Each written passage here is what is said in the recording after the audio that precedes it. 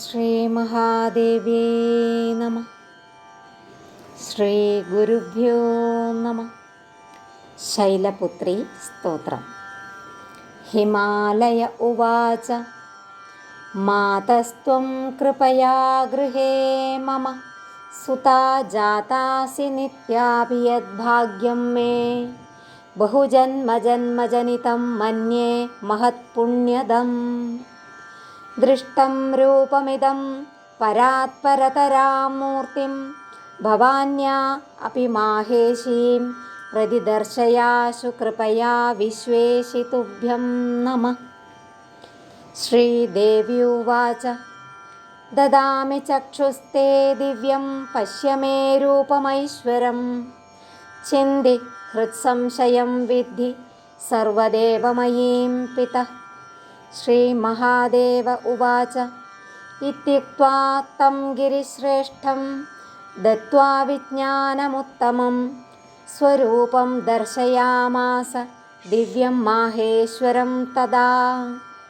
ശശികോടിപ്രഭം ചാരുചന്ദ്രാർദ്ധകൃതശേഖരം ത്രിശൂലവരഹസ്തം ച ജടാമണ്ഡിതമസ്തകം ഭയാനകം ഘോരരൂപം കാലാനാലസഹസ്രഭം പഞ്ചവക്ത്രം ത്രിനേത്രം ച നാഗയജ്ഞോപവീതിനം ദീപിചർമാംബരധരം നാഗേന്ദ്രകൃതഭൂഷണം ഏവം വിലോക്യ തദ്രൂപം വിസ്മിതോ ഹിമവാൻ പുനഃ.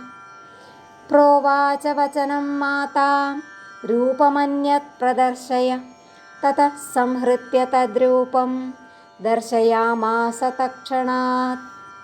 രൂപമന്യന്മുനിശ്രേഷ്ഠ വിശ്വരൂപാ സനാതനീ ശരച്ചന്ദ്രനിഭം ചാരുമുകുടോജ്വലമസ്തകം ശംഖചക്രഗദാ പദ്മഹസ്തം നേത്രത്രയോജ്വലം ദിവ്യമാല്യാംബരധരം ദിവ്യഗന്ധാനുലേപനം യോഗീന്ദ്രവൃന്ദസംവന്ദ്യം സുചാരുചരണാംബുജം സർവതഃ പാണിപാദം ച സർവതോക്ഷിശിരോമുഖം ദൃഷ്ട്വാ തദേതത്പരമം രൂപം സ ഹിമവാൻ പുനഃ പ്രണമ്യ തനയാം പ്രാഹ വിസ്മയോത്ഫുല്ലലോചന.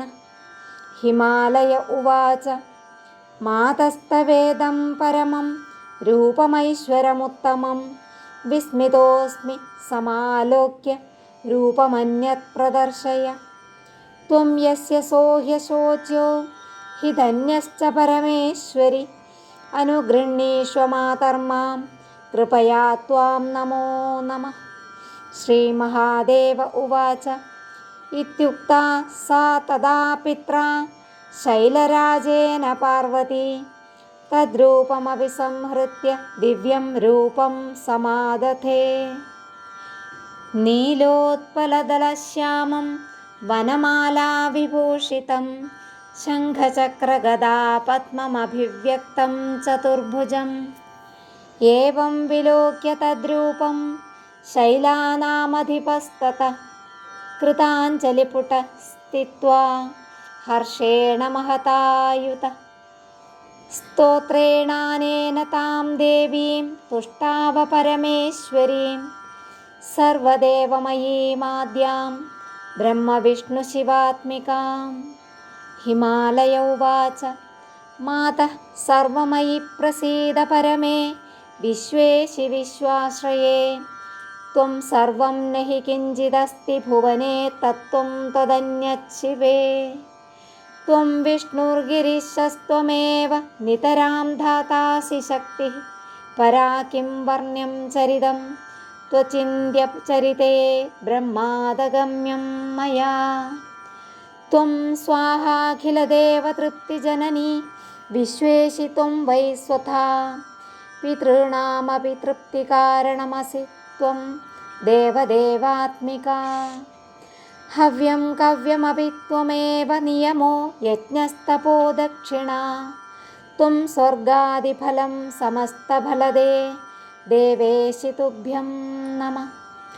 രൂപം സൂക്ഷ്മതമം പരാത്പരതരം യദ്യോഗിനോ വിദ്യയാ शुद्धं ब्रह्ममयं वदन्ति परमं मातः सुतृप्तं तव वाचा दुर्विषयं मनोदिगमपि त्रैलोक्यबीजं शिवे भक्त्याहं प्रणमामि देवि वरदे विश्वेश्वरि त्राहि माम् उद्यत्सूर्यसहस्रभां मम गृहे जातां स्वयं लीलया देवीमष्टभुजां विशालनयनां बालेन्दुमौलिं शिवाम् उद्यत्कोटिशशाङ्ककान्तिनयनां बालां त्रिनेत्रां परां भक्त्या त्वां प्रणमामि विश्वजननी देवि प्रसीदम्बिके रूपं ते रजताद्रिकान्तिविमलं नागेन्द्रभूषोज्ज्वलं घोरं पञ्चमुखाम्बुजत्रिनयने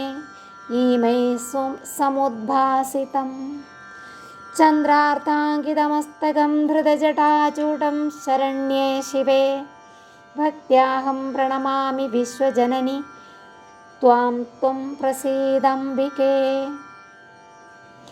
रूपं ते शारदचन्द्रकोटिसदृशं दिव्याम्बरं शोभनं दिव्यैराभरणैर्विराजितमलं कान्त्या जगन्मोहनं दिव्यैर्बाहुचतुष्टयैर्युतमहं वन्दे शिवभक्तितः पादाब्जं जननि प्रसीद निखिलब्रह्मादिदेवस्तु ते रूपं ते नवनीरदत्युदिरुचिफुल्लाब्जनेत्रोज्ज्वलं कान्त्या विश्वविमोहनं स्मितमुखं रत्नाङ्गदैर्भूषितं बिभ्राजद्वलमालया विलसितोरस्कं जगत्तारिणि भक्त्याहं प्रणतोऽस्मि देवि कृपया दुर्गे प्रसीदम्बिके मातः कपरिवर्णितुं तव गुणं रूपं च विश्वात्मकं शक्तो देवि जगत्त्रये बहुगुणैर्देवोऽथवा मानुषः तत्किं स्वल्पमधिब्रवीमि करुणां कृत्वा स्वकीयैर्गुणैर्नो मां मोहय मायया परमया विश्वेशि तुभ्यं नमः अद्य मे सफलं जन्म तपश्च सफलं मम यत्त्वं त्रिजगदां माता मत्पुत्री त्वमुपागता धन्योऽहं कृतकृत्योऽहं मातस्त्वनीचलीलया नित्याभिमद्गृहे जाता पुत्री भावेन वै यतः धन्योऽहं कृतकृत्योऽहं मातस्त्वनीचलीलया नित्याभिमद्गृहे जाता पुत्री भावेन वै यतः धन्योऽहं कृतकृत्योऽहं मातस्त्वनिजलीलया नित्याभिमद्गृहे जाता पुत्री भावेन वै यतः ॐ श्रीमहादेव्यै नमः ॐ श्रीमहादेव्यै नमः ॐ श्रीमहादेव्यै